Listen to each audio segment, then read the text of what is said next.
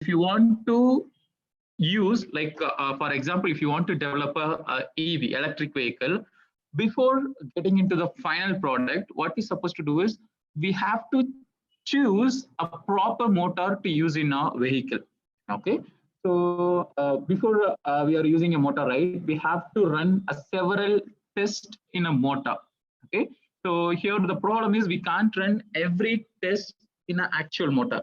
So instead, what we're supposed to do is we have to simulate a motor. Okay, so we have to simulate a motor in which we can run every test. Okay, so that will be the very important thing. Okay, so we have to simulate a motor. So whatever the test we have to perform, right, will run every test in the simulation. Okay, once the simulation part is over, okay, so once we done every test in a simulation, then we'll be moving for the actual motor testing. Okay, so initial stage. Okay, so you can take any application. Okay, so if you want to develop some product, so the initial stage will be simulation only. Okay, so we have to simulate our actual project, actual product, and we have to run every test. Okay, so in this session, so we are going to see how to simulate a motor. Okay, so how to simulate a motor, and we are going to see what are the different methods are available to simulate a motor and how they are using the simulation in an actual electric vehicle. Okay, and here we'll be seeing few methods and few motors. Okay, so which is already available with LabVIEW. Apart from that, even if you want to use any other motor, right, even there is possible. I'll tell you how to do it. Okay, so this will be the today's agenda.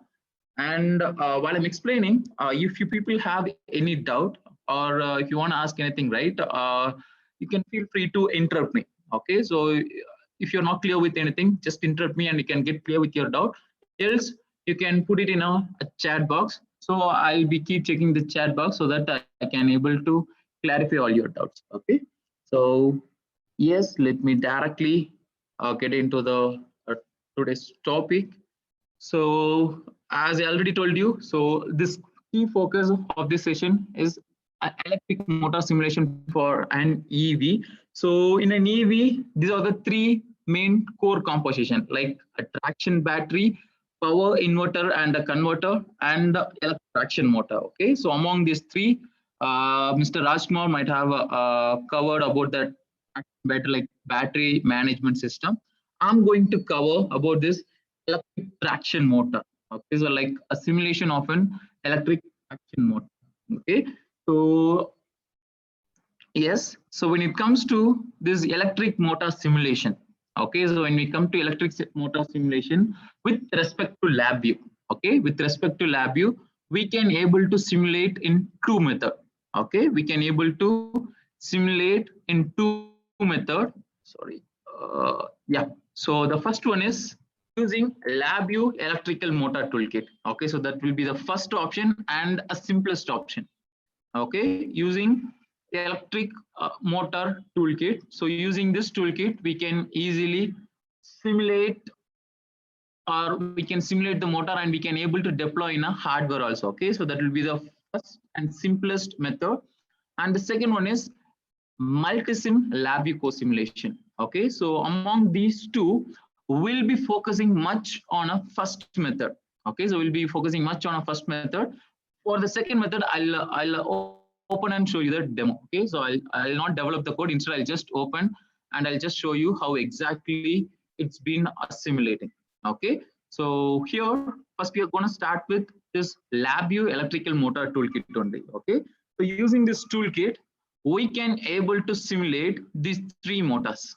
Okay, so we can able to simulate these three motors like VLDC, PMSM, and P-phase induction motor. Okay, so these three are using in electric vehicle. Okay, so these three are the most popular motor or high efficient motor which they are using in an electric vehicle. So we are going to see how to simulate these motors, and we are going to see a response of these motors. Okay, so before that, we'll see what are the different methods available to simulate these motors. Okay, so when we come to this electric motor simulation toolkit, Okay, so these are the these are the things can be done with this electric motor simulation toolkit. Like it contains some motor model. Okay, so along with this toolkit itself, we'll get some motor model. We can make use of it. Else, we have an option to download from internet also. Okay, so here we are going to use an existing one only. Okay, and the second one, after simulating the motor, we can test the control algorithm. Control algorithm means in our electric vehicle, we'll be using an motor. Right? We'll be using an AC motor. Okay, but the source of your electric vehicle will be a battery. Okay, so source for your electric vehicle will be a battery. So we need to convert DC to AC, right? So we need an inverter here. So for an inverter, we have to design a control algorithm, right? Like we have to design a control signals. Okay, like we'll be using a switches. For the switches, we need to give a control algorithm. So using this electric motor simulation toolkit, like we can have a motor as a simulation part. Our control algorithm, right? That can be a real one. We can test real control algorithm with a simulated motor. Okay, so that is possible. Okay, and the third one is simulate a motor in a real time using FPGA target. Okay, so this is actually what they are doing in every industries. Like we'll be having a hardware. Okay, so like when it comes to NASP Instruments or any company, you can take any company. Okay, they'll be having a PXA systems, PXA hardware. So mostly in industries, they'll be using those PXA hardware for hardware testing.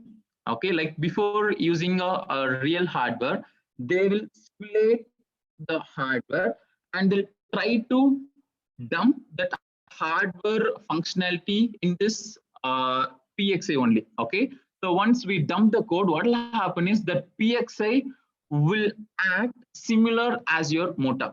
Okay, the PXA will act similar as your motor. So this functionality will be calling as HIL. Okay, so this functionality will be calling as HIL, which is hardware in loop. Okay, so hardware in loop. So that you want to test something like you have a motor, you have your motor. Okay, you want to test it. So you don't want to use a real motor. So instead, what you can do is you can simulate a motor. Okay, using the motor spec. Okay, you can simulate a motor. Whatever you simulated, right? You can dump that in a hardware controller. Okay, you can dump that simulation part in a controller. Once you dump the simulation in a controller, the controller will start behaving as a motor. Okay, the whatever the controller we have, right? I said PXA, right? PXA, right? That controller will behave similar as a motor, which means usually for a motor we'll be giving an voltage or a power, and we'll be getting some response, right? So even to the hardware, we can give an input, okay, and we can able to get a response from the hardware similar as your motor. Okay, so that is actually possible with this motor simulation toolkit. Okay, so we have a functional blocks to do this. So once we develop the code for simulation, right, we can directly dump inside a hardware also. With that, we can run this HIL testing. Okay, so in every industry, okay, so you can take any industry, before they launch a product, they'll do HIL testing. Okay, so like hardware in loop testing to do or to run a simulation test for every hardware. Okay, so these are the things are possible with this electric motor simulation toolkit. With related to this HIL, right, we'll discuss brief at the end of the session. Okay, like I'll tell you what will be the flow they'll be using, or how this HIL will be used in an industry. Okay, so now we can get into the motor simulation part. Okay, so when it comes to this motor simulation, so we have three different methods for simulating a motor. Like when it comes to control system, I have told like we have a transfer function and state space model. Even here we have a three different method to simulate a motor. So here I have listed all the three methods. Okay, so let me just take a pen. Yeah, sorry, a laser pointer. Yeah, so here you can able to see the first method is constant parameter model or linear model. Okay, so this is the first method to simulate a motor, and this is one of the simplest method to simulate a motor using motor simulation model. Okay, to use this method, we just need only few parameters of a motor. Okay, to use this method, we just need only a few parameters of a motor, like a few spec of a motor. If we know that, right, we can easily simulate an motor. Okay, when we use this constant parameter model, okay, when we use this constant parameter model to simulate a motor, it doesn't require much processing capability to simulate it. Okay, when we use this constant parameter model, it doesn't require much processing capability to simulate it. It doesn't require a more processing memory. Okay, like for example, you can able to simulate with your regular use laptop itself. Okay, it doesn't require much memory. Okay, it has all these are advantage, but it has its disadvantage also. It has lowest fidelity.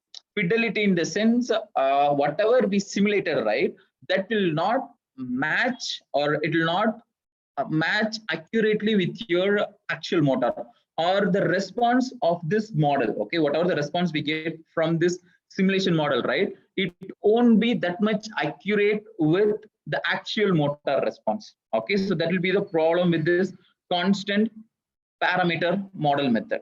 Okay, so for simulating this, okay, if you want to use this method for simulation, right, if you know few parameters of your motor, you can easily simulate. It doesn't require much memory. Yes, all these are advantage.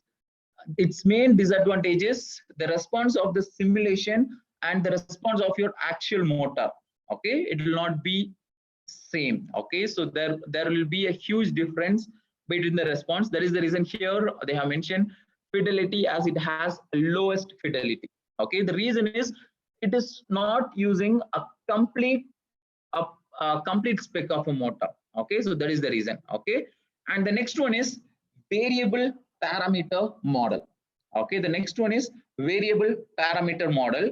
So if you want to use this method, okay, so if you want to use this method, you must require any one of this file. Like you should have RTD file, or you should have ANSYS file, or you should have external model which contains motor information. Okay, so actually speaking, all these three files like RTD, ANSYS, and external model. Okay, all these are a file or a dataset file which are going to have a motor information. Okay, so like what is the difference between this constant parameter model and this variable parameter model is, in the first method, okay, in the first method we doesn't requires any file. Okay, in the first method we doesn't requires any file. If you know few parameters like resistance and linkage flags, okay, so if you know few parameters of your few spec of your motor, using those constant parameters we can able to simulate it. Okay, but when we come to variable parameter model, you should require some file. Okay, you should require some file like RTT, ANSYS, or external model file, which will have, okay, which will have complete spec of a motor. Okay, which will have complete spec of a motor. Okay, when we use this method, right, all the information will available inside a file itself. Okay, you don't need to uh, specify anything separately. Okay, every information, right, it will be inside your variable parameter, like it will be inside your RTT or ANSYS file. Okay, so you don't need to specify any spec of your motor separately. Every information will come inside the file. So what we're supposed to do is we have to read those files, and we have to get the information from the file. Using those information, we have to simulate a motor. Okay, so compared to your constant parameter model, okay, compared to your constant parameter model, your variable parameter model, right, it requires more computation power or low processing power. It requires high processing power. Sorry, it requires high processing power compared with constant parameter motor. The reason is here we are going to get motor information from a file. Okay, first we have to read the file, then we have to get the information from a file, right? So for that, obviously, it needs some processing capability. So compared with your constant parameter model, variable parameter model requires a little more high processing power. Okay, and the same way as we use a RTT or ANSYS model file. Okay, so in the variable parameter model, we are going to get a motor spec from a file, which will be having every information, right?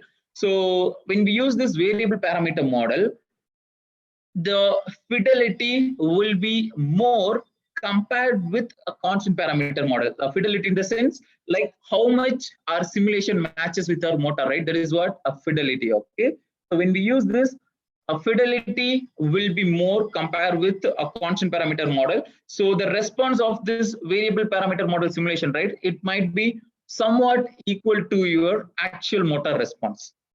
Okay, so even third model, FEA model, which is similar as variable parameter model only.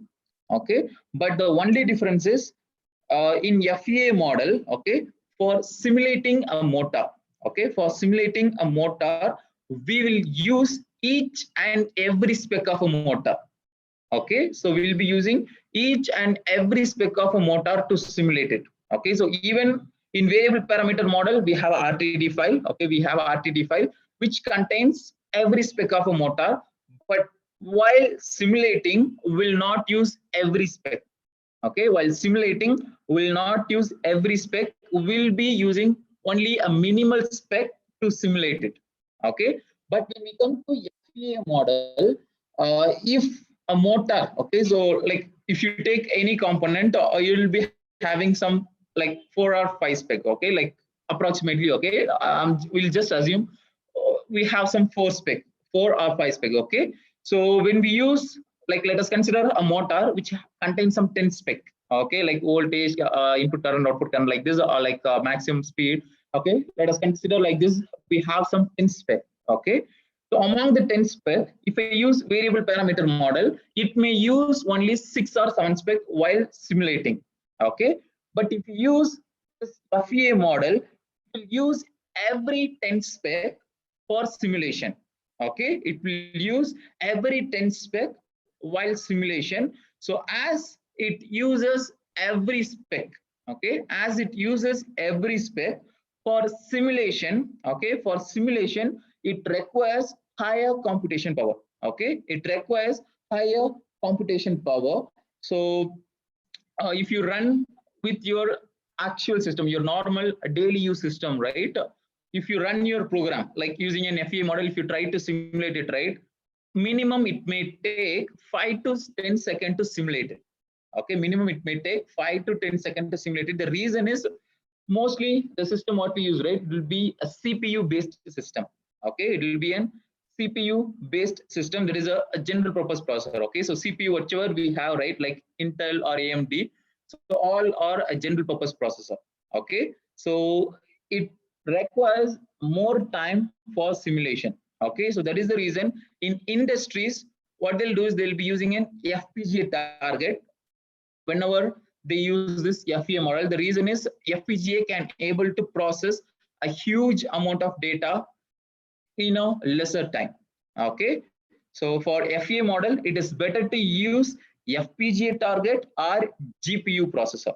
Okay, it is better to use FPGA target or GPU processor. Like in a system, whatever we have, right, it is CPU. Okay, in few systems, we will be having GPU. Like in some systems, you might be noticed like they'll be having a stickering of Intel. Along with that, they'll be having NVDA. So here actually NVDA is a GPU processor. Okay, so graphical processing unit. That like this GPU, right? That a computation power will be minimum. Okay, so if you take a very simple GPU also, it will be having 5 times faster computation power than a normal CPU. Okay, so in industries, whenever they requires a higher computation power, either they'll go for a GPU, okay, else they'll be going for FPGA based target. Okay, so when we use this FPGA model, the simulation whatever we make, okay, so whatever the motor simulation we make, it will have exact response. Okay, so it can able to give the like exact response of your actual motor. For this, the fidelity, right, it will be very high. Okay, fidelity in the sense the accuracy, it matches with the response of your actual motor. Okay, so when we use this FEA model, the accuracy or the response from the simulation and the response from the motor, right, it will be more accurate. Okay, it will be more accurate. So mostly in the industries, they'll be preferring this FEA model for simulation. Okay, mostly in industries, they'll be preferring this FEA model for the simulation. The reason is because of its accuracy only. Okay, so yes, these are the three different simulation methods. Okay, so these three are three different simulation methods. So we are going to see all these three types only. Okay, so we can take any one of the motor and we can see the simulation for of any one of the motor in all the three types. Okay, so before that, if you people have anything to ask, you can just ask now before I'm moving to the next part. If you have anything to ask, can ask, else I can move to the next part. Nothing, sir. Nothing. Yeah, okay, great then.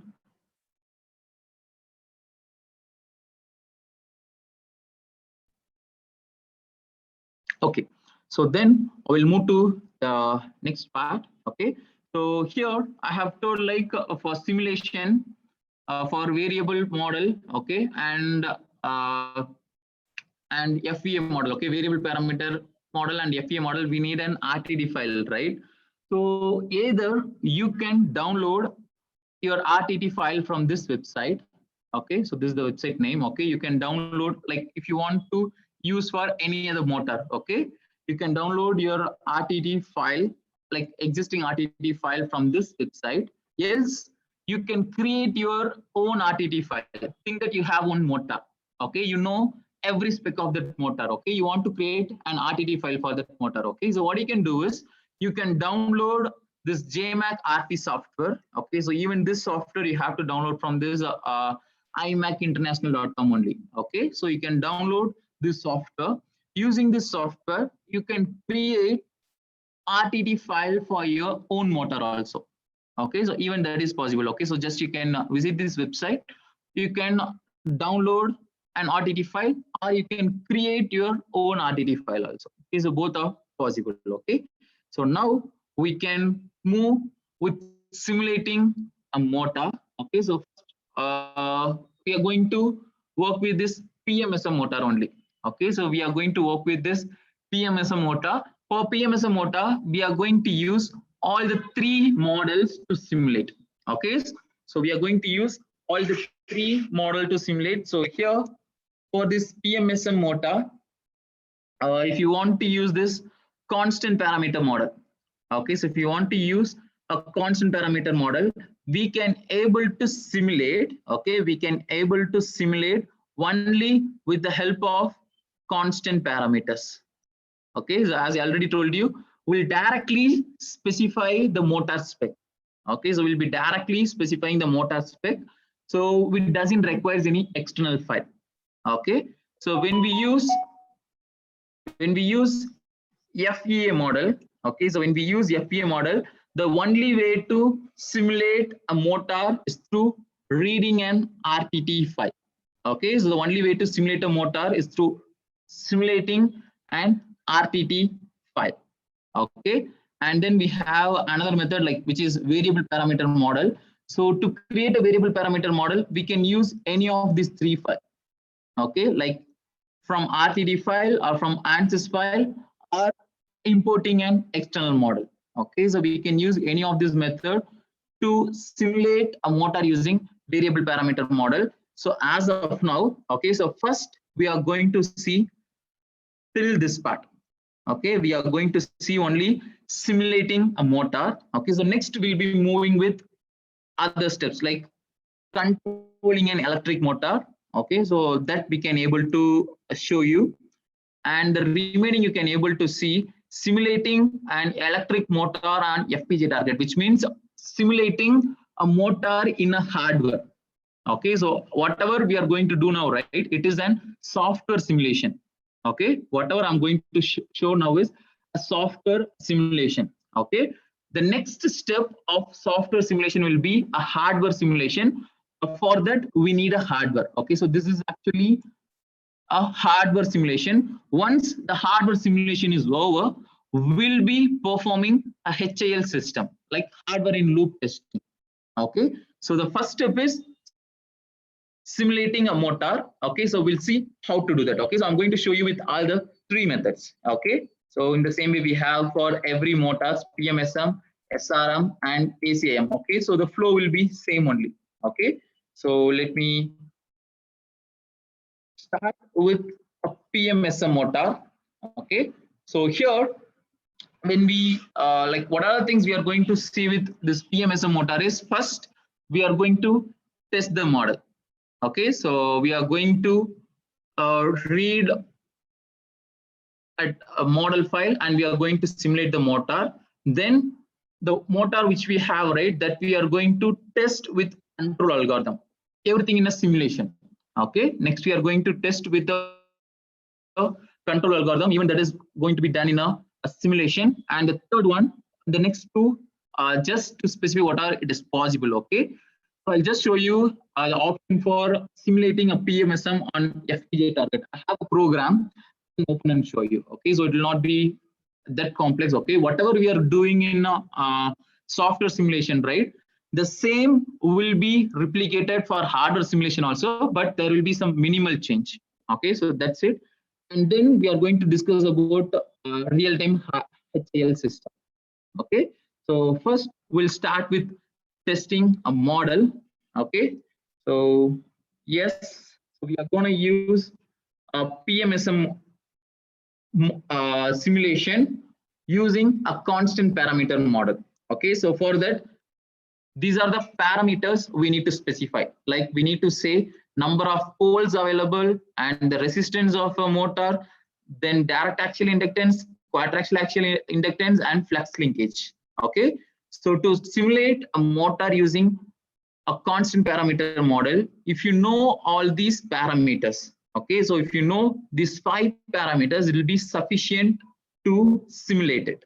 Okay, it will be sufficient to simulate a motor using constant parameter model. Okay, so only we need to know these 5 parameters, that's it. Okay, so we'll start simulate it. Okay, so let me open LabVIEW. So let me open LabVIEW. I'm going to create a new VA. So I'll go to Windows and let me choose tile left and right. Okay, so this is our programming environment. Okay, so first let me show you what are the files we require. Okay, so the first one, like we are going to use a constant parameter model for simulating PMSM motor, right? So what I'll do is I'll just right click on my block diagram. Okay, so I'll be going to control and simulation. Okay, so once I go inside a control and simulation, here I'll be having a palette for electric motor simulation. Okay, so here I'll be having a palette for electrical motor simulation. Here you can able to find 3 different motors, and if it is a motor we should have an inverter, right? So we have an option for simulating an inverter also. Okay, then we have a few measurements like motor speed and rotor position measurement in simulation. Okay, so all these functions, right, it will be used for measurement in simulation. Okay. Then we have a Hall effect sensor model, then resolver model. Okay. So all these three will come under measurement, and then we have a transforms. Okay, like ABC to like three-phase current or voltage to a direct and contactual axial current or voltage conversion. Okay, so that is what ABC and DQ conversion. Okay, so we have both ABC to DQ, which means three-phase to direct and coaxial axis current or voltage, and the same way direct and coaxial axis current or voltage to three-phase current or voltage. Okay, so we have both the function. Then we have two more transforms. Okay, like Clark transform and inverse Clark transforms. Okay, so these are the functions which are available in this toolkit. Okay, so now we are going to work with this PMSM motor only. Let me just open it. Okay, so here first what we need to do is we have to simulate a motor using a constant parameter model. So this is the function. Okay, so this is the function we have to use for software simulation. Okay, so this function we have to use for a software simulation. Its name is PMSM constant parameter model. Okay, its name is PMSM constant parameter model. Okay, so next to it we have another function which is generate PMSM constant parameter model FPGA data, right? So this function we have to use if you want to simulate for hardware. Okay, so for this, the second one is for hardware simulation. Okay, so we have a separate function for software simulation and hardware simulation.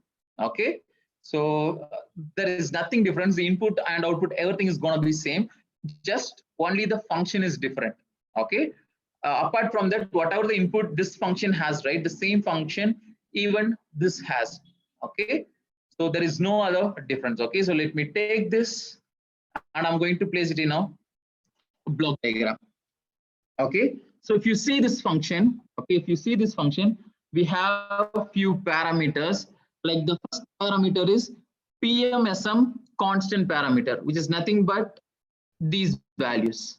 Okay, so these are the values we have to specify in the first terminal. So what I'm going to do is, for the first terminal, I'm going to create a control. Okay, I'm going to create a control. Here, I'm going to specify every parameter. So number of poles is 4, resistance 0.25, and direct axial inductance is 0.00262, and coaxial axial inductance is 0.00442. And the last one, flux linkage is 0.0271. Okay, so I hope entered everything correct. Yes. Okay, so I have entered every value. So I have given to it. Okay, so I have specified my motor parameters. So this function will simulate it. Okay, this function, right, it will not just simulate the motor. Along with that, it will give the response also. Okay, so along with that, it will give a response of the motor also. So if you want to get a response of the motor, what we're supposed to do, we have to give it for our motor, right? So we must need to give input for our motor. So the input is nothing but our voltage, correct? So input for our motor will be a voltage and a rotor position. So both we need to specify, and we need to say at what speed our motor is going to run. Okay, so we need to specify all these parameters. So now, instead of developing a program for generating a three-phase voltage, already I have developed the code. Okay, I can just open and show you. Okay, so first, what I'm going to do is I have developed one code for generating a three-phase voltage. Okay, so I'm going to call that function. I'll just right click. I'll go to selector VA. Let me check where exactly the directory is. Solutions material.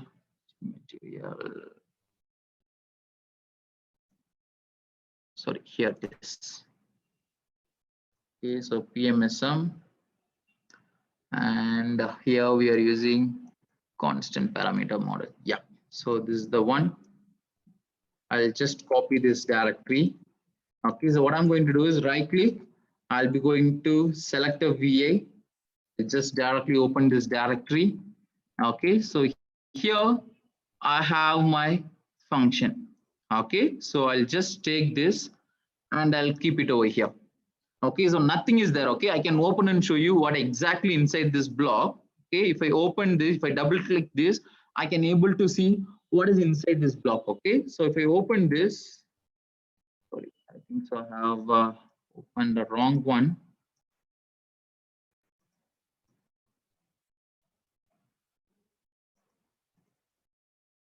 Just a minute.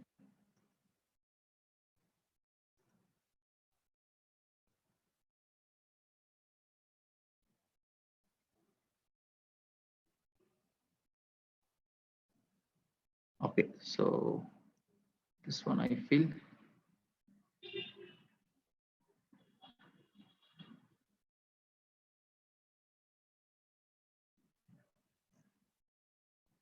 Let me just check. I don't know where exactly that function.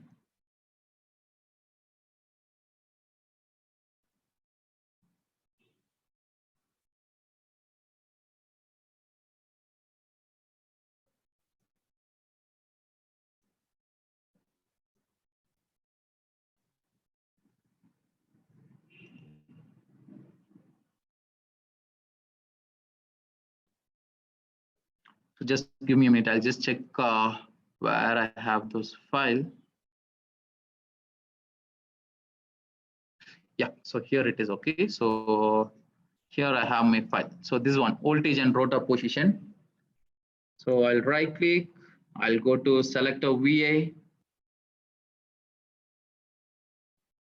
So let me take it. Okay, so this is the function. Okay, so if I open this, you can able to see I have just kept 3 sine function generator. That's it. Okay, so this function you can able to see it will just generate a sine waveform. All these 3 are going to be same function. Okay, all 3 are going to generate a sine waveform, and the bottom you can able to see there is one constant. Okay, so this constant, right, like 180, 60, sorry, and 30. So all these 3 are phase values. Okay, all these 3 are phase values. I'm generating 3 sine waveform. Okay, I'm generating 3 sine waveform, and all the 3 sine waveform has a phase difference of 120. Okay, so that is how ideal 3-phase power will looks like, right? So here I'm generating 3 sine waveform, okay, with the phase difference of 120. Okay, so one signal has a phase difference like phase value of 60, and another one 180, and another one is a 300. Okay, so if we calculate the phase difference between all the 3 signal or 3 waveform, obviously we'll be getting as 120.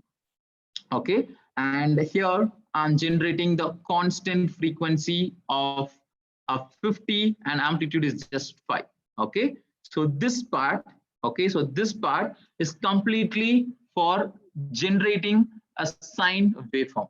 Okay, so this part is completely meant for generating 3-phase sine waveform. Okay, because to a motor we have to give 3-phase input, right? So we can't develop this logic, so already I have developed this. Okay, and the next one, the top. Okay, so in the top we have a logic.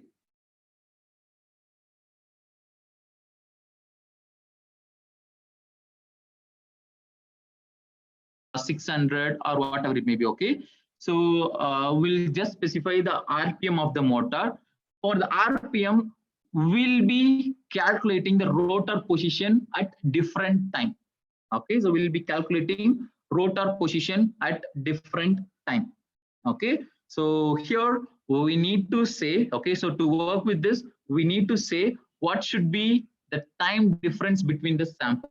Okay, so we should say time difference between the sample, which is nothing but sampling rate.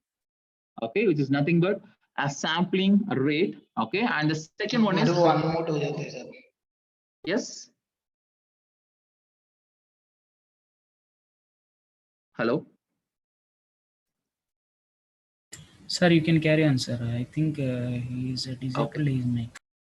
Okay, fine, not a problem. Okay, so whenever when it comes to signal, right, two parameters takes a major role. The first one is samples per second, which is sample rate.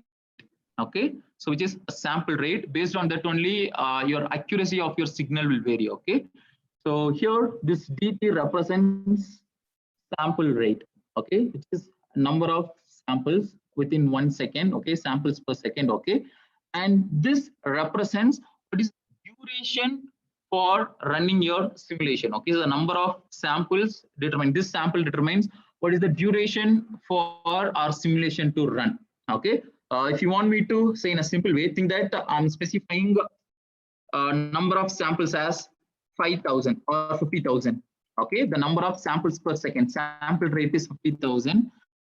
And if I give number of samples as 1 lakh, okay, then I'll run simulation for 2 seconds. Okay, we said samples per second is 50,000. Okay, and I'm going to feed 1 lakh sample, which means twice the time of my sample rate, right? Which means I'm feeding the samples for 2 seconds. So obviously, the response from our simulation, right? It will be an output for 2 second simulation. Okay, so this dt is sample rate, and this sample determines your execution time. Okay, so this sample rate and sample determines your execution time. So this dt is actually time difference between the samples, and it indirectly indicates total number of sample within 1 second, because if we calculate the inverse of this, it indirectly indicates let's say the total number of samples within 1 second, and this is actually the number of samples. Okay, so based on this only, we are going to generate a voltage for specified duration. Okay, you can able to see for voltage generation also, we used both sample as well as dt. Okay, and for generating a rotor position also, we used both dt as well as samples. Okay, because based on these two values only, we are going to generate the samples. Okay, so yes, so this function, okay, so whatever which I have placed now, right, it will just generate a 3-phase voltage. Okay, it will just generate a 3-phase voltage, and it will generate a rotor position at different time period. Okay, rotor position at different time period. Okay, so for this, we'll just see what are the values we have to specify. Even this value I have specified over here. Okay, like rpm is 1800, number of sample at 30,000, and dt 2e minus 6, which is 2 into 10 power minus 6. Okay, so 2e minus is nothing but 2 millisecond, sorry, 2 microsecond. Okay, 2 into 10 power minus 6. Okay, so let me specify those values. So speed, let me create a constant. I'm going to specify as 1800, and then sample is going to be 30,000.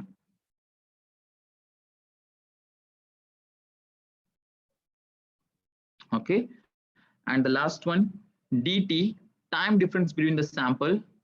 Let me type it as 2e minus 6. Okay, so for your understanding purpose, okay, so what I can do is, so here let me take a reciprocal. Okay, I'm going to create indicator for it. Okay, so as of now, I'll disable this block. Okay, so if I take a reciprocal, okay, it is showing around 5 lakh sample within 1 second. Okay, so it is showing 5 lakh sample within 1 second. So this should be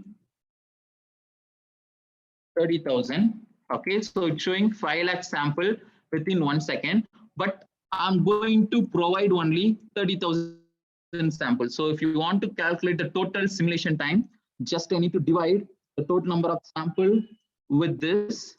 So we'll create and we'll keep this indicator. Okay, so here it is showing like my simulation will run for 0.06 second, right?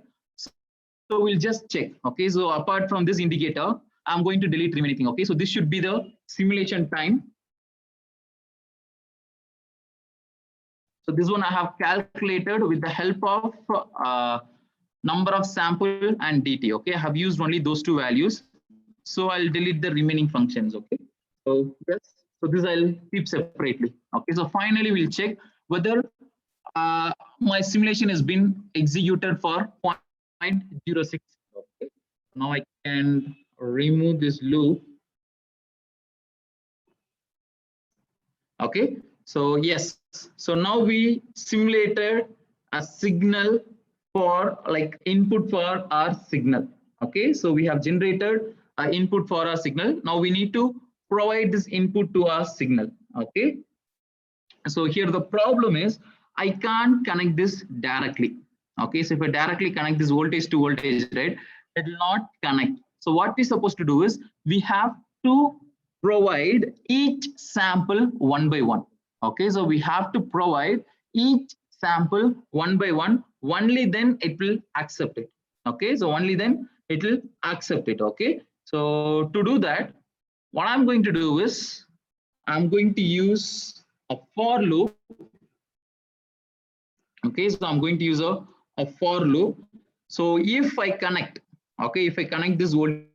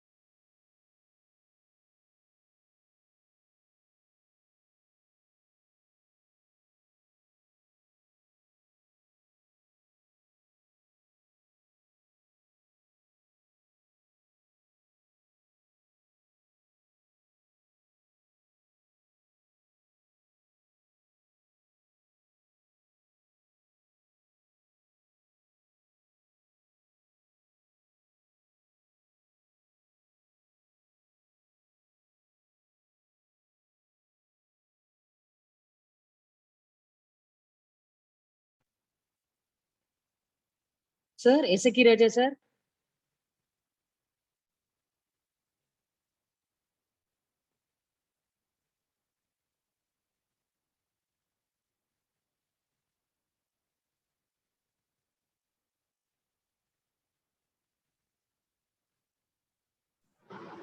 hello. Sir, your audio and video muted. Sir? Okay, Esaki yeah, Raja, how long sir? it was not there, ma'am? Okay, sir. Okay, Yes, sir. can you hear me? Yes, sir. Now it How is long? How long it was not there? 2 minutes, sir. 2 minutes. Okay, fine. I don't know what happened exactly. Okay, I'll just Sir, share your my screen screen again. also. Yeah, I'll Please just share your screen. share now. Yes, yes.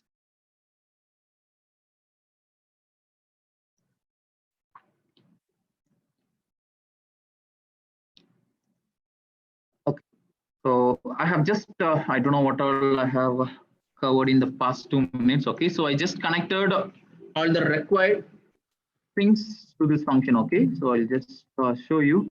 So in this function, we need to connect voltage and rotor position that we are taking from this function. Apart from that, we need to connect speed and sample rate. Okay, sampling rate, both I have taken from this constants. Okay, and the response from the motor I'm taking outside the loop, and here we are going to display in a waveform graph.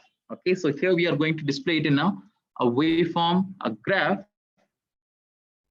So to display it in a waveform graph, we have to make some arrangement. Okay, so I'm going to take a bundle function. Okay, so first function, like for a bundle function, first one should be the starting time. So starting time, we are going to start with 0th second. Okay, so I'll connect 0th second. Okay, and the second one should be time difference between the sample. Okay, so this should be the second input for your waveform graph. So I'll be connecting a waveform graph data also. Okay, and the third one is actually your response. Okay, so for response, it will be coming in an inverted way, like rows will be coming in columns and columns will be coming in a rows. So we have to transpose it. So I'll go to array. I'm going to use transpose. Well, exactly it is. Yeah, here we have transpose to the array. Now I can connect to it. So now we'll just check it in a waveform graph. First, we'll see only this. Okay, so I'm going to take a waveform graph. I'm just going to connect it. Okay, so we will just see it. Yes, so here once I run my program, you can able to see I'm getting the waveform. Okay, so I'm getting the waveform. Initially we calculated the time duration, right? So initially we calculate the time duration. The time duration what we calculated is 0.06 second. So even here you can able to see my waveform is being plotted for 0.06 second only.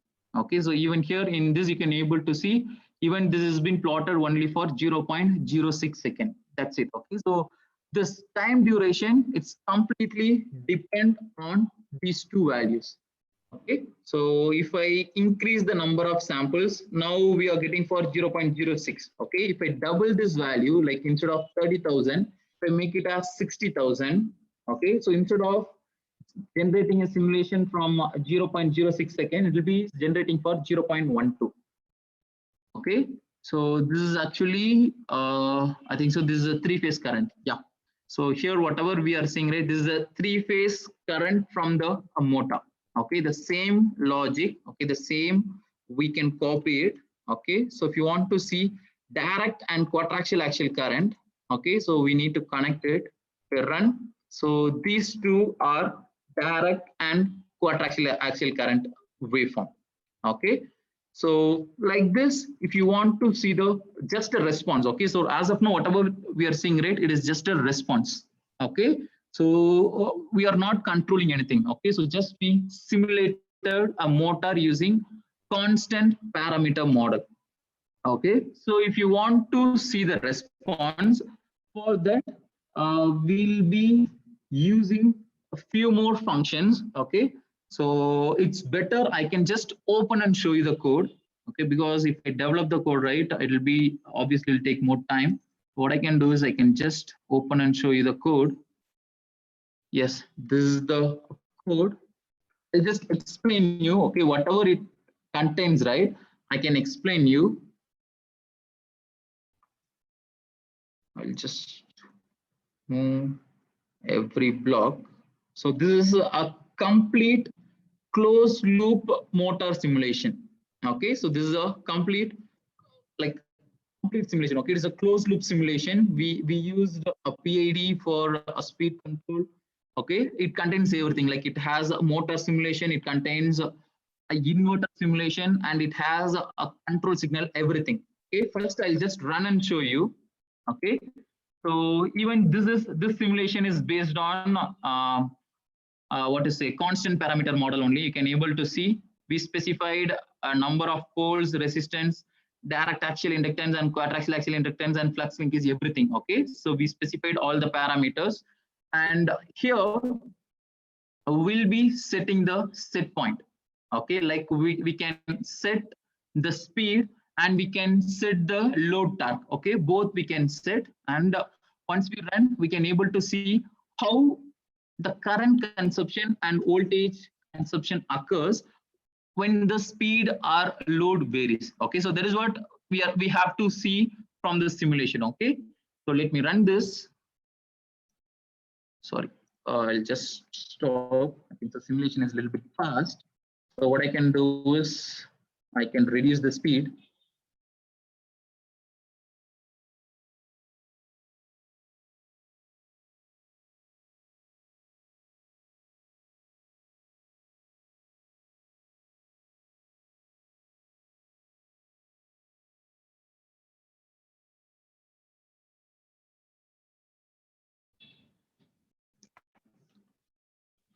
So here we can able to see.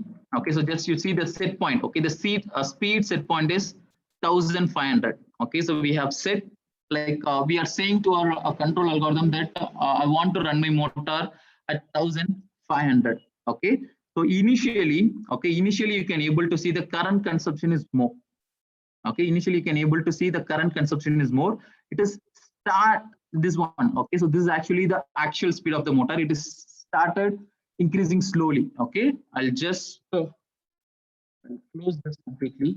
Yeah, if I continue this, okay, you can able to see it is slowly increasing. Okay, once it reaches the set speed, okay, once it reaches the set speed, you can able to see the current consumption is obviously get decreased.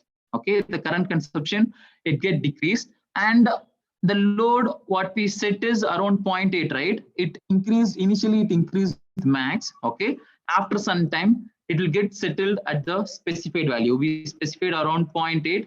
Even this settled around 0.8. Okay, the set point of our speed is 1500. It nearly settled around 1500. Okay, it settled around 1499.96. It is more or less equal to 1500. Okay, so now what I'm going to do is I'm going to increase the speed. Okay, I'm just going to increase the speed. Once I increase the speed, you can able to see again the current value will start increase. Okay, I'll just show you. Now it was around only between -2 to +2, right? I'll just change it as 2000.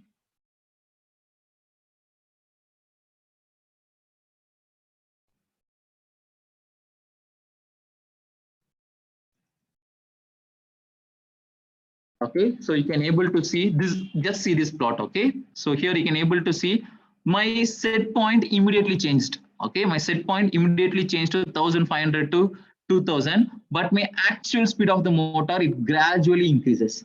Okay, it gradually increases only at that point. Okay, only at that duration you can able to see the load which the motor put, right, it increases. Okay, the set point what we specified is only 0.8, but during the speed we change. Okay, during the speed change it requires more torque. Okay, during the speed change, okay, it requires a more torque, so obviously the torque will increase and the current required to increase the motor, right, even that will be more. So in this duration you can able to see a motor consumed a maximum current. Okay, so here you can able to see it got settled, right? If I resume this, after that, okay, after that our load also will get settled slowly and our current also will get settled slowly. Okay, so this is actually a complete motor simulation. Okay, so this is a complete motor simulation. We can able to test everything. Okay, so we can able to, like here we have tested only few parameters. Okay, so if you want to test everything, right, you can able to test like here we have an inverter. Okay, so in an inverter if you want to apply any fault you can apply it. Okay, so and you can check how it responds also. Okay, so for example I'll apply, I need to change it at once. I'll apply IGBT diode open. Now if I resume this, you can able to see it is not getting settled properly. The reason is there is a fault in a diode circuit. Okay, like the control strategy circuit. Okay, so we can able to test inverter also, like how exactly our circuit or motor responds if any circuit, like if any fault implies in a circuit. Okay, so let me just check diode open circuit. So when it comes to diode open circuits, okay, 1 second. Okay, so for open circuit, there is not much difference. Okay, so for IGBT open circuit, you can able to see the speed is keep oscillating. Okay, so like this, you can able to test a fault also. Okay, so you can able to test the response of a motor when a fault implies. Okay, so even you can able to do that. Okay, so now I'll just show you the actual flow. Okay, so how exactly this works. Okay, so this is actually a complete closed loop. Okay, so whatever the program we have here, right, it is a complete closed loop. Okay, so here we have a function. Okay, so this function will be used to simulate a motor.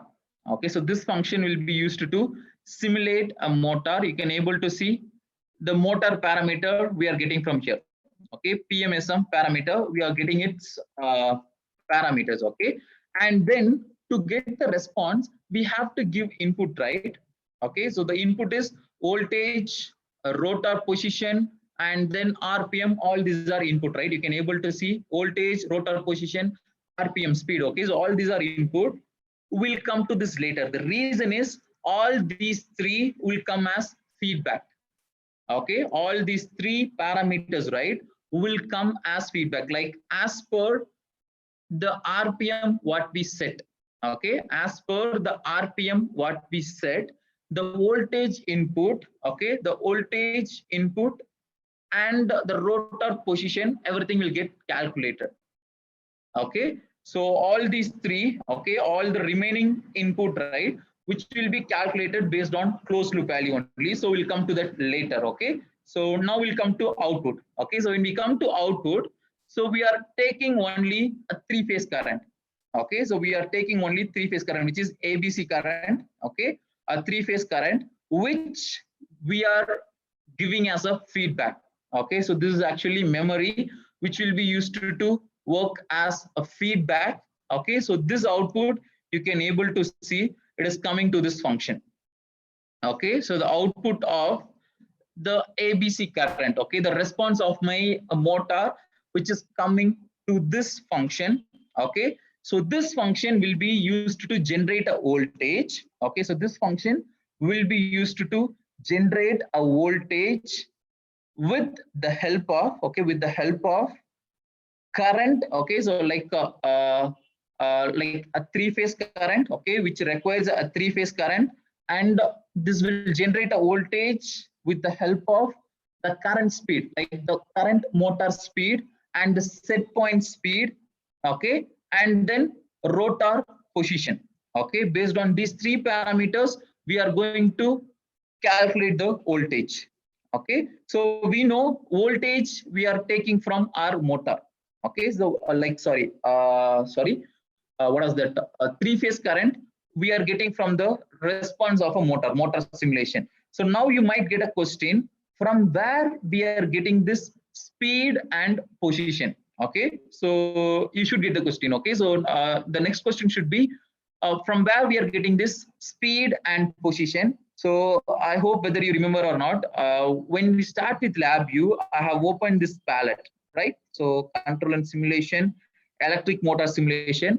Here we have measurement function, and here we have a function called motor speed and rotor position measurement. Okay, using this function only, okay, using this function only, we are measuring a motor speed in a simulation. Okay, in a simulation, we are measuring a rotor speed, like a motor speed and rotor position. Okay, so that function we placed here.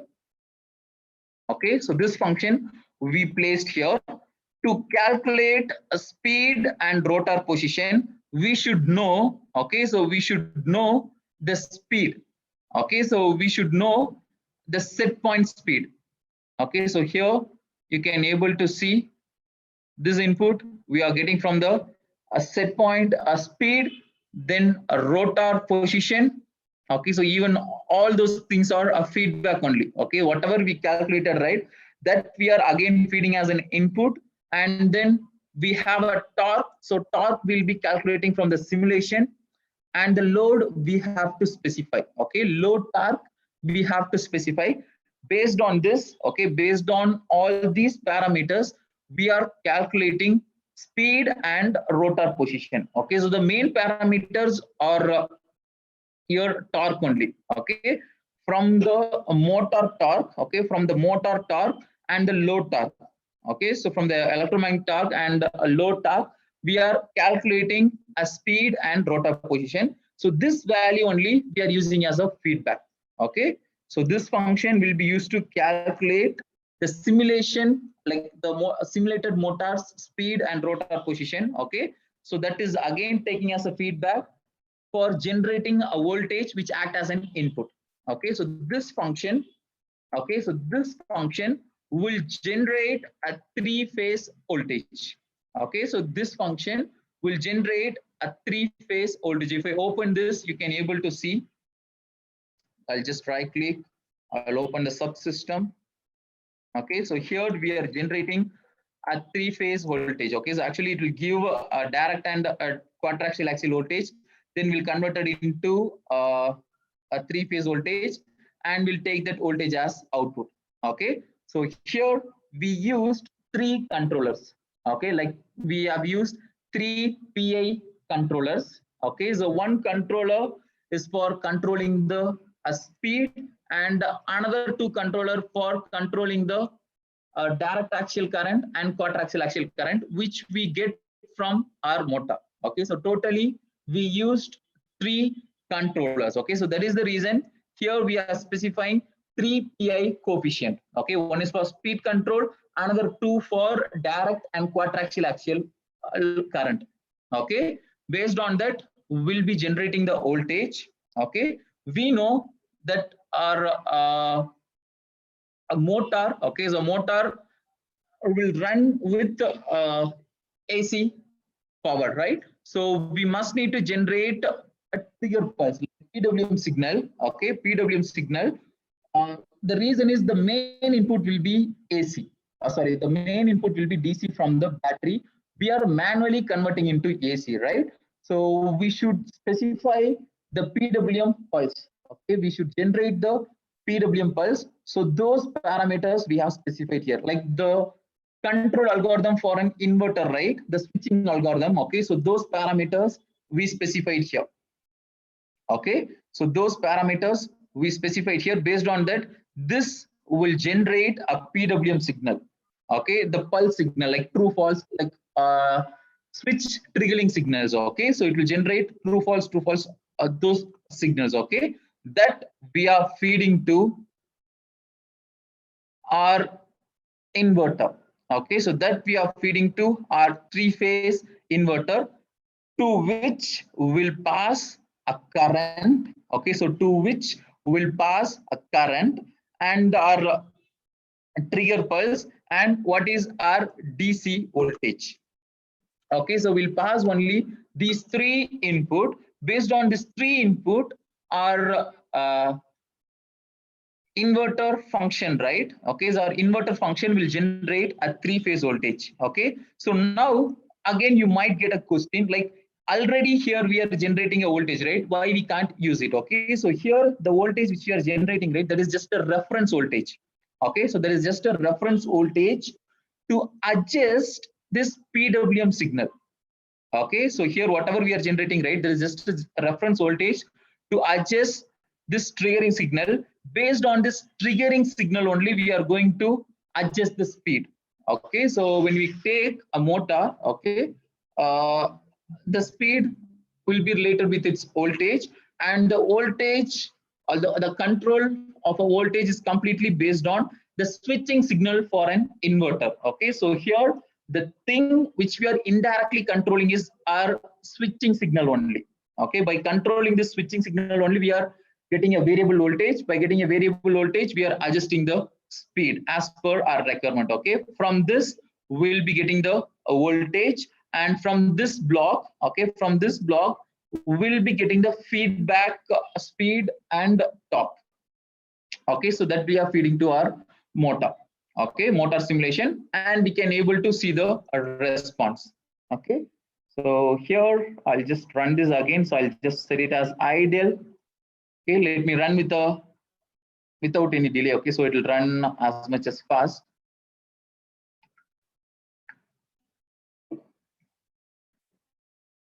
So I think so it is taking some time. Okay, so now we can able to see. I can able to adjust a load torque also. Okay, so sorry. Yeah. So whatever the parameter we set, right, it is trying to cope up with that value. Okay, so even we can able to adjust the speed. Okay, speed of the motor. This is a simulation. Okay, so even now whatever we done, right, it is a software simulation. Okay, but this is a complete simulation. Okay, so we have done everything. Okay, now we have a control algorithm, we have an inverter.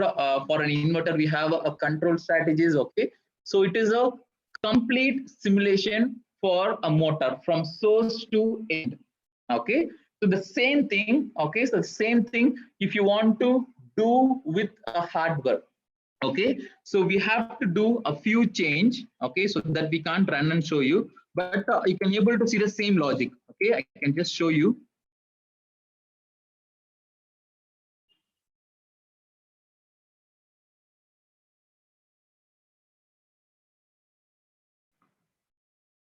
Okay, so let me open a project. So this is actually a hardware code. Whatever I'm going to show now, right? It is an hardware code.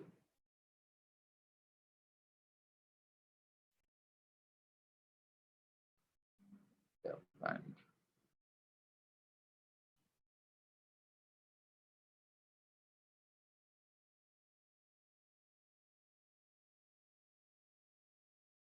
Is the same one. Okay, but whatever the function we use, right, it is for hardware. Okay, so even the function what they use for simulation, right, even there is a hardware function. Okay, so this is generate PMSM function. Okay, so here what we are using is, it is PMSM constant parameter model. So this is generate PMSM constant parameter model. Okay, so this is for hardware, but if you see every function, right, like the logic whatever we develop, right, it is going to be same. Okay, so like even here we'll be having the function for voltage generation, and we'll be feeding as input. As we don't have a hardware, I can't able to open and show you another VA. In that we can able to show even better, but I can't able to open it. Let me just check it.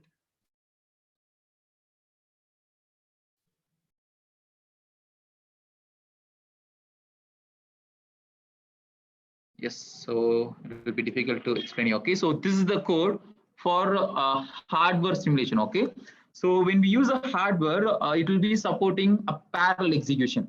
Okay, it will be supporting a parallel execution. That is the reason we used multiple loops. Okay, so instead of using a multiple loop, we are using a parallel loop because a hardware, when we use a hardware, it will be supporting a parallel execution so that we can able to run our simulation at a more deterministic way. Okay, so that is the only reason why we changed into a multiple loops. Okay, so apart from that, both are having the same logic only. Okay, so let me just close it. Okay, so till this part, if people have any doubt, you can just ask. If you have anything to ask, you can ask now. You can put it in the chat box also. Okay, so fine. Okay, so now we have seen simulating a motor model with a constant parameter model, right?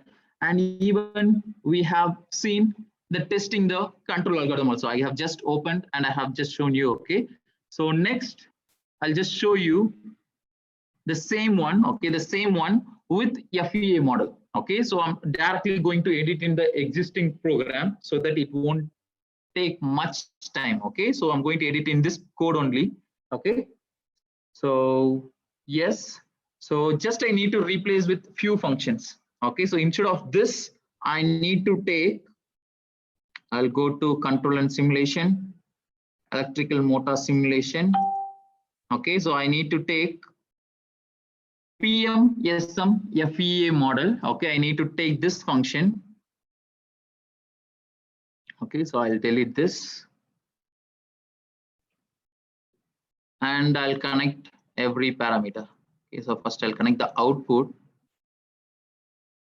Okay, like current.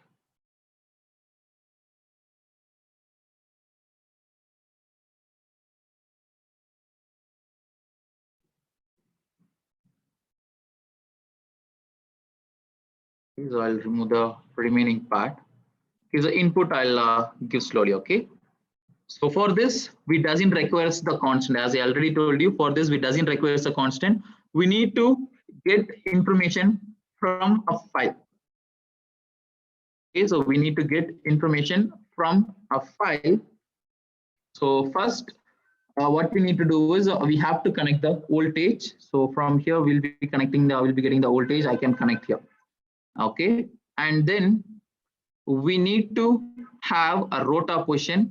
So let me click here and I'm going to take a rotor position, then DT. So let me connect a DT, and the resistance value we have to specify separately. Okay, so the resistance value, right?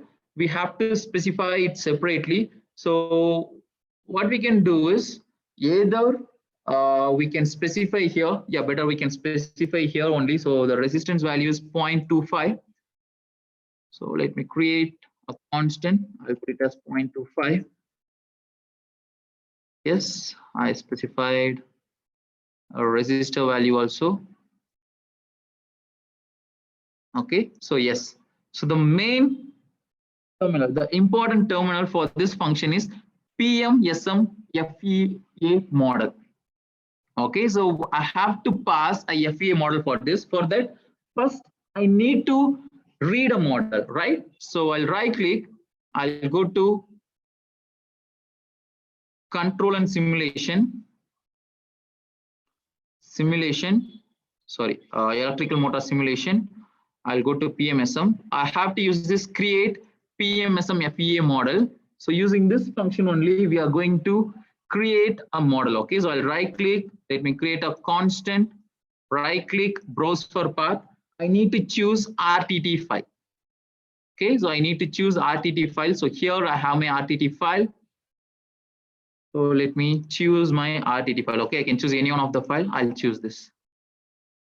Okay, and if I open this, okay, if I open this, you can able to see what all the files we are using. Okay, so sorry.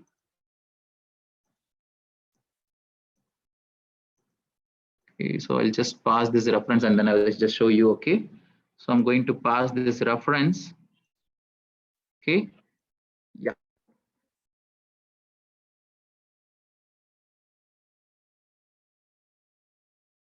So here,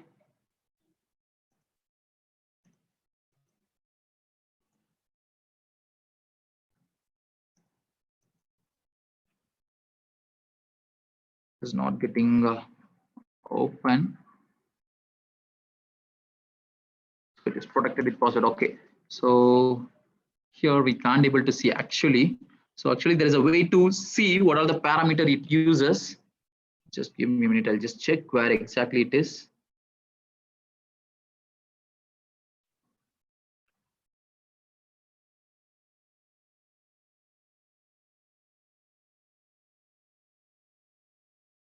Yeah.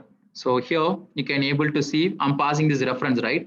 If I open this, or here if I set a prop, you can able to see what are the parameters we are using. So in the last one, we used only 5 parameters like number of poles, then we used resistance, then quadriaxial and direct axial current, then I think so we have used flux. Okay, but when we use this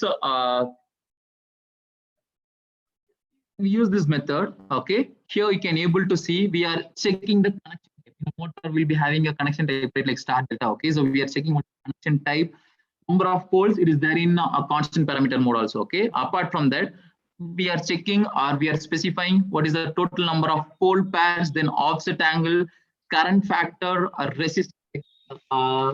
internal resistance. Okay, then temperature coefficient parameter. Okay, so these are few parameters. Okay, apart from this, For mechanical, are you? Mechanical engineering. okay, so apart from this, okay, so we'll be specifying a flux separately. Okay, so it will be using every parameters.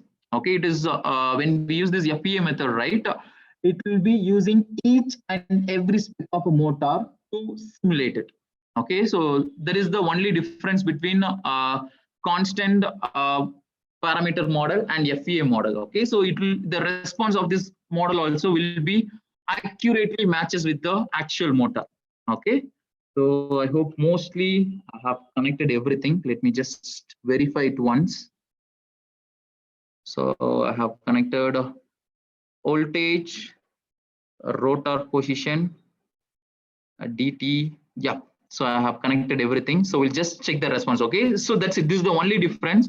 If you want to simulate your motor with FEA model, the only change is instead of specifying everything as a constant, you have to read your RTT file. Okay, and you have to create a model, and model reference you need to pass. That's it. Okay, apart from that, there is no other change. Okay, the remaining all blocks are going to be same one. Okay, so let us run and we'll see.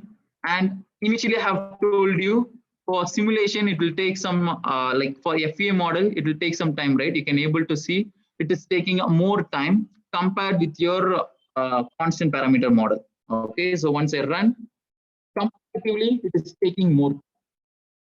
Okay, so because for FEA model for simulation it requires more time. Okay, so there is a reason. Okay, so yes, so I don't want to waste my time on simulating for every motor. So I need to tell you about some few case studies regarding this motor simulation. Okay, so we'll directly get into it. Okay, before that, if you people have anything to ask, you can just ask now. Like regarding the programming part, right? It is going to be simple one. Okay, so if you can understand how exactly it how exactly the flow works, right, you can easily develop a code. Okay, so yes, if you have anything to ask, you can ask, else I can move to the next part, like the HAL part. Okay. Okay, so fine then. So let me move to the actual real-time implementation, like how, like what exactly they follow in an industry. Okay, so if you take a motor, okay, we'll take an electric vehicle. Okay, so in an electric vehicle, if you see key components, we can consider first one as battery. Okay, so battery, one of the key composition of our electric vehicle. Then converters. Okay, then we will be having a converters, and the last one will be motor. Okay, so these are the three key core component for an electric vehicle. Okay, so in industries, okay, so when we want to manufacture, okay, when we want to manufacture an EV, so what they'll do is, as I already told you, first they'll start with a software simulation, what we done now. Okay, so whatever we have done now, right, they'll start with this only. Okay, so this is we'll be calling as software simulation. Okay, then they'll be moving to hardware simulation. So once they move to hardware simulation, what they'll do is they'll try to simulate a behavior of battery. Okay, so first they'll try to simulate the behavior of battery, then they'll simulate a behavior of a converter, and finally they'll be simulating a behavior of motor. Okay, all these three. Okay, so battery will test separately. Okay, like simulation. Okay, like only the simulation, right, it will be tested separately, and then converter will get tested separately, and then motor will get tested separately. Okay, So for that, they'll be using a hardware called PXI. Okay, for this testing purpose, they'll be using a hardware called PXI. This is the one. Okay, so this hardware name is actually a PXI hardware. Okay, so once we dump the simulation code inside this hardware, right, this hardware will behave similar as your actual component, like either it might behave as a battery or converter or a motor. Okay, so for this hardware, okay, so this will be calling as HIL simulator, hardware in loop simulator. Okay, to this HIL simulator will give input. Okay, we'll give input and we'll check the response. Okay, for that we'll be using ECU. Okay, for that we'll be using an ECU for the communication purpose or to test the HIL. Okay, so input will be feed to our HIL simulator and HIL simulator will give the output, and that will be fed to the monitor. Okay, so that will be fed to the monitor to see the response. Okay, so this is the initial stage of testing. Okay, so this is the initial stage of testing in which battery will be tested separately. Like inside this HIL hardware, first battery will be simulated. Okay, we'll test the battery. Next, controller will be simulated, controller will be tested. Then motor will be simulated, motor will be tested. Okay, so this is the first stage of testing. Okay? First stage of hardware testing. Okay, before that we'll be having software testing. So next, what they'll do is they will take 3 hardwares. Okay, they'll take 3 hardwares. Okay, so like 3 HIL simulators like this. Okay, they'll take 3 HIL simulators like this. Okay, so one HIL simulator will behave as a battery, then another HIL simulator will behave as a converter, and another HIL simulator will behave as a motor. Okay, then they'll establish a communication between all the 3 HIL simulator, like battery, converter, and motor. All 3 are in a simulated form. Okay, all 3 are in a simulated form. Then they'll run every test. Okay, so before like first what they'll do is software simulation, then each components they'll test separately using an HIL simulator. Then they'll take 3 HIL simulator, each will act as a separate component, and they'll run a HIL test between multiple simulators. Okay, once this test is passed, okay, once the HIL, like once the communication between or testing between 2 or more HIL simulator is completed, next what they'll do is they'll replace, okay, they'll replace one of the HIL with the actual component. For example, think that we have completed a hardware testing with 3 HIL. So next what they'll do is for battery, okay, for battery they'll use HIL simulator. For battery they'll use a hardware. Okay, then for converter also they'll use a hardware. But for motor they'll be using an actual motor to test it. Okay, they'll replace a HIL simulator with the actual hardware to see the response. Okay, so like this they'll be replacing each HIL with the actual hardware. They'll run the test, and finally, okay, at the last they'll run a test with actual component. Okay, so this is how the industry will work. Okay, so this is how finally will come into a final product. Okay, so all this process, whatever I have told, right, it will involve in a research stage. Okay, all this process will involve in a research stage. Okay, so identifying a proper battery or testing a battery or identifying a proper converter logic or identifying a proper motor to use in a EV. Okay, so this flow, right, the complete flow which involves in a research stage. Okay, once everything is done, they'll be moving for a production stage. Okay, but before a production there will be a huge R&D work. Okay, so research and development work. Okay, so mostly all these stuffs, right, they'll be using in R&D only. Okay, so here I have listed a few hardwares, few NA hardwares which has this FPGA target.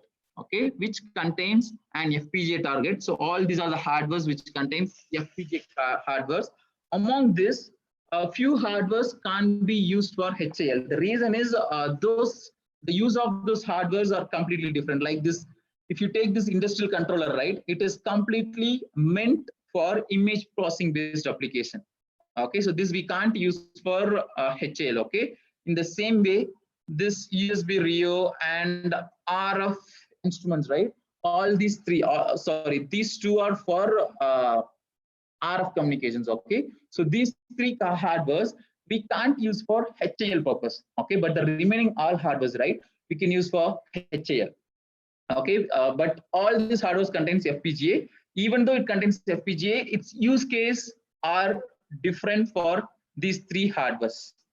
Okay, so yes, so this one, right, this is one of the real HAL system. Okay, so who used like they used LabVIEW for running their HAL testing for EV only. So the company name is Tata. Okay, so Tata, right, they used LabVIEW for HAL testing for their EV. They used LabVIEW for testing, like just only a data dashboard. Okay, so here they have designed as a data dashboard. They have done every test using LabVIEW and LabVIEW PXA. Okay, so once they have done with this, they have moved to the actual actual production. And like 3 or 4 weeks before, Tata has announced like they are going to work on battery improvement, like in their future car, right? Like it is going on. Okay, its research is going on in a single charge. Okay, in a single charge of a battery, they are planning to drive a car for 1,000 kilometers. Okay, so now Tata is working on it. Okay, so now the main problem with EV is we can't able to travel for a large distance, like more distance. Okay, so now like the vision of the Tata is to drive their car for 1,000 kilometers in a single charge. Okay, so now Tata is working on this only, and Tata, they use this LabVIEW for HAL testing purpose. Okay, and yes, this is how the HAL test bed will looks like. Okay, so if you take a HAL test bed, right, this is how it will look. Okay, so here the left side one, this is actually an ECU unit. Okay, and this is our HAL unit. Okay, so here the hardwares are not that visible properly. Okay, so this is actually an HAL unit. So here we have a hardware. Okay, so this is one a PXI, and this is another PXI, and here we have another PXI. Okay, and ECU unit we have here, and we have a display. So like this only, they'll be running every test. Okay, so they'll be having so many racks of hardware for HAL, and they'll be running every test using this hardware only. Okay, so yes, this one we can leave. Yeah, so as of now we have seen only one method, right? I have told you about one more method, that is multi-sim and LabVIEW motor simulation. Better I can just open and show you people. Before that, if people have any doubt, you can ask.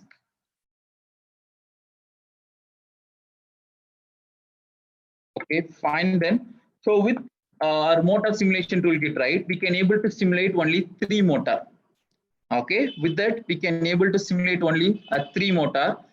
If you want to go with any other motor, right, you must need to go with this multi-sim and LabVIEW motor simulation toolkit. Okay, for that we'll be using another software called multi-sim. Okay, so for motor simulation will be using another software called multi-sim. So our motor model will be in multi-sim. Okay, we'll call that motor model into LabVIEW, and we'll perform every test. Okay, so here you can able to see the list of motors available here. Like you can able to see BLDC motor and permanent magnet DC motor. Okay, so even here we have SMPS motor. Okay, so if you want to get a extra motor, like a few more motor, if you want to run a test for any other motor apart from the motor available in motor simulation toolkit, right? You can go with this motor simulation toolkit. Okay, so here this is how your code will be. Okay, like this is just a circuit. You can able to see we have a motor. Okay, this is just for BLDC. Okay, so we'll be having a motor and we'll be having a switches and input for the switches, right? We'll be taking from LabVIEW, and the response of the motor will be taking to LabVIEW again, like the speed measurement and the current, all those parameters, right? Will be taking back to LabVIEW again. Okay, so this is the LabVIEW code. I'll just open and show you.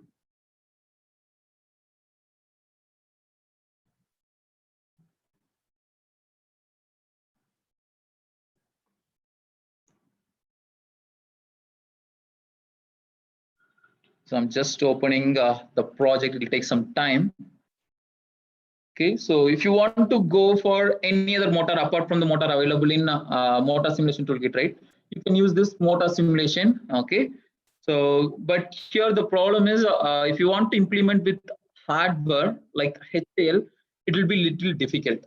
Okay, so it doesn't have that flexibility as your motor simulation toolkit. But with the motor simulation toolkit, you can easily perform HAL testing. Okay, so if it opens, I can just show you.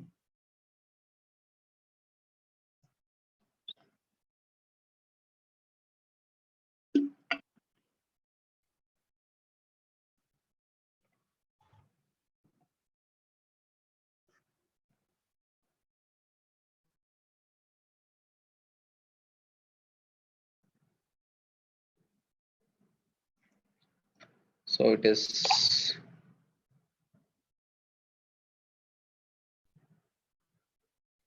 Okay, so let it load. Okay, so meanwhile, I'll just complete the remaining part. Okay. So I think so some problem with the file.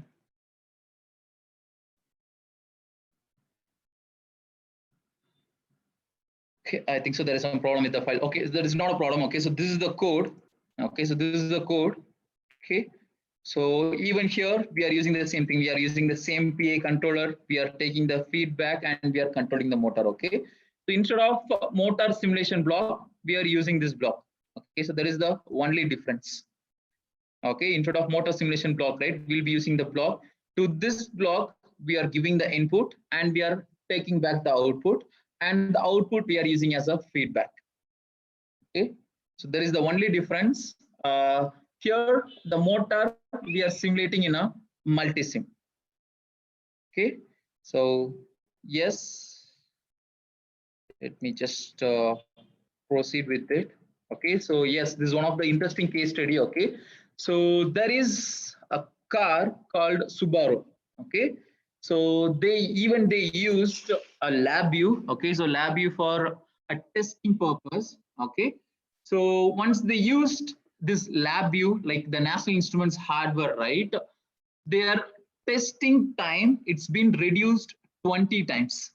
Okay, so their testing time, right, it's been reduced 20 times compared with the existing testing method. Like before they use some testing method. Okay, so compared with that method, they have completed their test 20 times faster with their existing method. Okay, so this one they have done with the LabVIEW. Okay, for that, okay, for the testing purpose, tools what they use this programming tool is NI LabVIEW. Okay, and the hardwares are NI PXI, like whatever I have shown, right, the PXI hardware. And for a PXI they used FlexRio card. Okay, so like to that we have to use cards. Okay, so for that they used FlexRio card. And for controlling, like for inverter controls, right, they used NI Serio. Okay, so all tools are from National Instruments only. Okay, so these are the tools they used, and the model. Okay, the flow which they used is V method. Okay, so in every companies, right, they'll be using different methods while development. Okay, so every companies they'll be following a different method. For example, if you take us, we'll be using waterfall method. Okay, in the same way, the Subaru company, right, they used a V method for development purpose. Like these all the process will involve. Like first, initially, it will be starting with requirement definition and requirement verification. Like we should collect the proper requirement, right? It will starting with that. Then model in loop simulation with control algorithm development, which means this is a software development. Okay, so model in loop simulation and control algorithm development, in the sense it is an software simulation. Okay, so even this is a software simulation with respect to hardware. Okay, so developing a control, like for a motor, let us consider we have developed a motor. Okay, so simulated a motor. For motor, we might require to have an inverter, right? For an inverter, we should have a control signals, right? So the next step will be simulating or developing a control signal and validating those control signals. Okay, so that is the next step which they came in their development method. Okay, and the next one is code generation and code verification, in the sense this is this will come when it comes to hardware. Okay, when it comes to FPGA. Okay, so when it comes to FPGA, right, we have to generate the code, we have to generate a bit. Okay, so once everything is done with a software simulation, they'll be moving to hardware simulation. In hardware simulation, they'll be generating a code generation and code verification. Like when we use a FPGA, we have to generate a bit file. That should be the next step. Okay, so once we have created our hardware simulation, which means once we've done our HAL system, next we have to test our HAL with ECU. Okay, so next we have to test our HAL with ECU. Okay, so once it's tested with like we have to develop ECU, then we'll be testing ECU with HAL. Okay, so after developing after developing HAL, next we have to develop ECU for it, then we'll be testing ECU with HAL. Okay, after that, okay, so once we completed this, we'll be having multiple HAL which act as motor and the inverter. That testing will happen. Okay, so next that testing will happen. So finally, we'll be integrating every HAL and we'll be testing it. And at last, we'll be implement the same with actual hardware. Okay, so this is the flow what Subaru company followed. Okay, so the same one. So here you can able to see like they have run their test within 118 hours with the help of NA hardware. Okay, if they want to do the same test manually, right, they might require around 2300 hours. Okay, so approximately they have reduced it around 20 times. Okay, so this is actually done by them. So here, yeah, so the takeaway from this NI hardware is actually they can able to verify ECU functionality. Like whatever the things they have done is they have tested this ECU functionality in various conditions, like various environment, like in a water or in a desert. Like they have tested in a various environment. Okay, and the next one, map test cases to requirement to ensure complete test coverage. Like they have using this NA hardware and a LabVIEW tool, they can able to log every test cases, like whatever the test they have done, right, they can able to map like they can able to log every test cases, so that they can able to easily identify whether they have completed every required test or not. Okay, so that they have done easily. That is the reason they could able to done in a very shorter time all the test. Okay, and the third one, there is a very important one, that is perform a regression test. Okay, So what does that mean is, think that for a motor, they are performing some 13 tests. Okay, they are performing 13 tests one by one. Okay, so till 7th test, okay, till 7th test, there is no problem. Test is passed. Okay, while running 8th test, think that test is failed. Okay, at that time, let us consider they are doing some change in a simulation. Okay, to make a 8th test pass, they are doing some change. Okay, so while doing the change, our algorithm, our HAL system, right, it will ensure, okay, it will not affect previous 7 tests. Okay, so if you have multiple tests, okay, think that during some test, our test system fails. Okay, so that you are changing as the test system fails, you are doing some changes in your simulation. Okay, so the simulation, whatever you do, right, it should not affect the previous test. Okay, so that one will be calling as perform regression test. Okay, so even if we do any change for a particular test, right, it should not affect the previous test. Okay, so even while we are changing, right, it will be keep updating whether it will affect the other test or not. Okay, so this is one of the main advantage. Okay, so this is one of the main reason why they could able to complete the test in a faster way. Okay, and the last one, as I already told you, they could able to complete the test 20 times faster than their traditional method. Okay, so this is possible as they use this NI hardware. Okay, so yes, this is about our session. Okay, so if you have anything to ask, you can ask now. Okay, so we came to the end of our session. If you have anything to ask, right, you can feel free to ask now.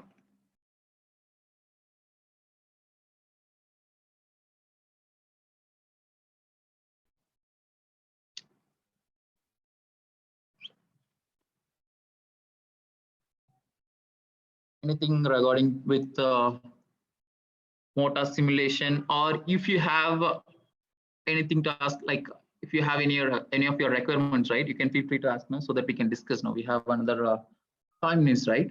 We can discuss regarding it. Govindan sir, do you have any doubt? Please unmute. Professor Govindan.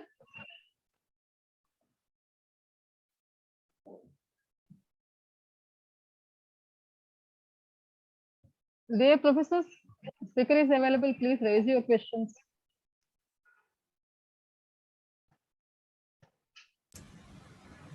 Sir, can I And I answer? have shared my. So Sivakrishnam Yes. Raju sir, please. Sir, good afternoon, sir. It is a wonderful session Yeah. and very much useful, and I learned so many things from your sessions, sir. Sir, actually, I had one doubt, sir. Yes, sir. Sir, actually, how to reduce the heat of the motor during the operation of continuation operation of an EV vehicle, sir? What, sir? I can't get you properly. Sir, is there any technology is there to reduce the temperature inside the motor during the operation of an EV, sir? Apart air cooling system. As of now, I'm not sure is there anything, sir. But like every companies, right? They are even they are working in it. So like a cooling system. Like if you see the recent current working of every company, right? The first one will be the battery, like expanding the battery duration to like with a single charge, how fast they can travel. Okay. This is the first one every companies are focusing on. Okay, and when you speak about heat, like for that they are focusing on the ventilation which are available in the vehicle, and the coolant system takes a major role, sir. These are the two key area which makes or which reduce the heat in an electric motor. Sir, thank you, sir. Sir, is there any R&D work is going on to reduce the cooling of a motor or otherwise to reduce the vehicle battery system, sir? With related to coolant, I'm not sure, sir. But for battery, I have told, right? Like this, Tata, they have started working on it. Like 3 to 4 weeks before they have announced publicly, like they are planning to launch their next vehicle with a battery capacity. It can drive 1,000 kilometers in a single charge. Actually, they are working on it. Apart from that, I'm not aware about any other research work, sir. As of now, when it comes to EV, they are focusing only about this battery and charging. Battery and Charging, sir, like quick charging, like how fast they can charge a battery. Yeah, these are the two key research areas when it comes to EV. Okay, okay. Thank you so much, sir. Yes. Thank you, ma'am. So, anyone else? Sir, good evening, sir. The presentation was very good. I have a doubt, sir. Yes, sir. Whatever you have shown in this presentation, can you use this features in trial version, sir, or we have to purchase the software, sir? You can use in trial version, sir. Not a problem. Okay, okay. Thank you, sir. Yes. If And I have while working, if you are having any doubts regarding this, can I contact you, sir? Yeah, you can contact me, sir. I have shared my contact Yes, detail yes, in a yes, chat. Yes, You sir, can yes, sir. contact me through mail, or you can contact me through WhatsApp. Thank you, sir. Thank you. Yes. Thank you, sir. Thank you so much.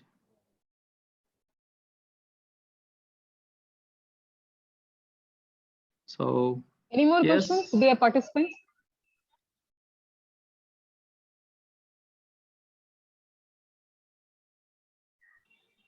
Sikiraj sir, thank you so much.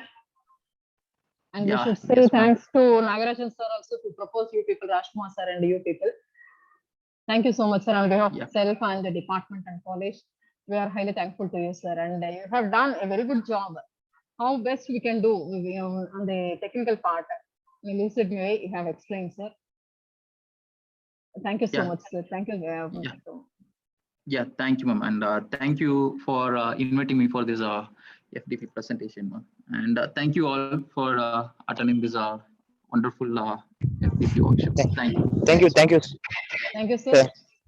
Dear professors, sir. please fill the feedback link, because when you are cross-verifying the attendance, some names are missing. In WhatsApp group, we have 174, but attending sessions are only like 90, 93 only. But out of this 93 also, we are getting very few feedback links. So this reflects in issuing the certificates. Madam, I request you to don't share that attendance link in the WhatsApp group. Only share in the chat box only. So those are attend they can fill. Right, sir. But I'm getting it even now also. So that they can attend. So that they can attend. Else they will not attend, because if you share the same link in the WhatsApp group, they only fill the feedback. That's what, sir. Even that feedback also we are not unable to trace also properly. And many things are missing. Madam. Thank you, madam. One more suggestion from my side, ma'am. Sir, and moreover, we observed that some people who haven't registered through Atal website, Atal portal, they are attending the sessions. Those people cannot get the certificates, sir, unless until they do the registration through Atal portal. This we would like to share with you. While seeing the feedback forms, responses, we found 3-4 people haven't registered through Atal portal. We have cross-verified. So kindly registered through Atal portal, then attend this, sir. Because later on, at the end, you may claim, I have attended all the sessions, but the certificate hasn't been generated. That leads to a problem, a conflict in between you and these people, sir. Because the certificate will be issued only through Atal. The AICT only are issuing the attendance. I mean, there's certificates. Our job is regular attendance daily. We have to update in the Atal portal. So we are collecting the attendance through only feedback links, and the same attendance we are posting in the Atal portal. So at the end of the day, AICT are only going to give the certificates. So kindly cooperate with us. As some professor said, we should not post in the chat box. In the first day, I have done the same thing, but I got some lot of pressure. due to some various academic activities and some other issues, we were unable to attend the class sessions or network issues or anything. Because I know we are all sailing in same boat, but we too have some commitments. It's part of our duty that attend these sessions regularly. So I hope all of you will cooperate with us and support for completing this FDP as a successful one. Sure, I madam. request Sure. all the people to support us, and because we are also faculty, right? Yes, ma'am. Yes, I ma'am. hope you Surely. believe you agree with us. We are also faculty. Sure. Ma'am, one thing. Please, sir. Ma'am, in this feedback link, first time we will fill it. Then after automatically we did not get any confirmation mail. Apart from that, if I fill it now, then after again Okay, we sir. will Now we have refresh. changed the settings, sir. We have So changed the settings in the feedback link.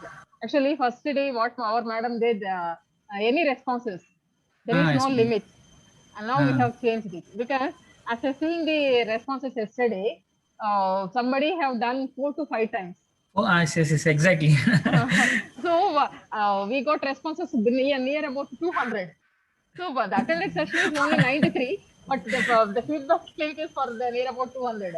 Yes, Then immediately we exactly. saw the settings. Mm. We have, now today we have edited it. We have changed the Google response settings. Yes, You can ma'am. able to do only one time. Today is also same thing, ma'am. No, sir. Right. Exactly, ma'am. Yes. Yes, we have done it. Because first session I have done this rectification of participants. Yes, exactly. I am parallelly doing that, posting the attendance. So while doing, I found a few of are not registered in the web portal, and a few of them have done many times. That is why, and many people, even though they have attended sessions, they didn't fill the feedback forms. Like one more professor, afternoon I spoke to him. So Yes, ma'am. Actually, some of the professors are missing to verify the chat box, ma'am. So it is the major issue. That's So not an issue. We can. And that is why we are all faculty, and I don't want to limit myself because the other day I too may be caught in academic works and may not be able to justify my FTP work. So I'm putting the same feedback links in the chat box or maybe in WhatsApp group. I request you all is, even though the links will be available, the main intention is to learn the things. So try to concentrate and at least please do justice for the things what happens. Sure. Thank you, sir. Any more questions, you please? No, madam. Definitely, I will put it in the WhatsApp group, sir. That there is no issue. But even then, I request all people is no, don't put in the WhatsApp group, madam. Only share in the chat box. Chat box, yeah. Ma'am, actually, they are very familiar with the Zoom meeting and everything, madam. Yes, sir. Some of the professors are missing for the chat box. That's it only. Not any. Why they miss, sir? They display, no? Yes, sir. But actually, some of the professors are in the age means they are not using the laptop properly. So that is the major issue, sir. I think not in a particular like that. I think itself. Okay, if we unable to use so much of systematic software, then how can we able to understand this EV simulation? I'm not coming to this point. Anyway, we'll have a good day this evening, and tomorrow we will meet by 9:15, sir. Okay. Sir, ma'am, actually it is based upon the administrative faculty members. We don't involve these kind of attitudes. That's what. Thank you so much, sir. Thanks for listening. And tomorrow morning, 9:15, we will meet, sir. Thank you, madam. Thank you so much. Thank you. Thank you, sir. Thank you all.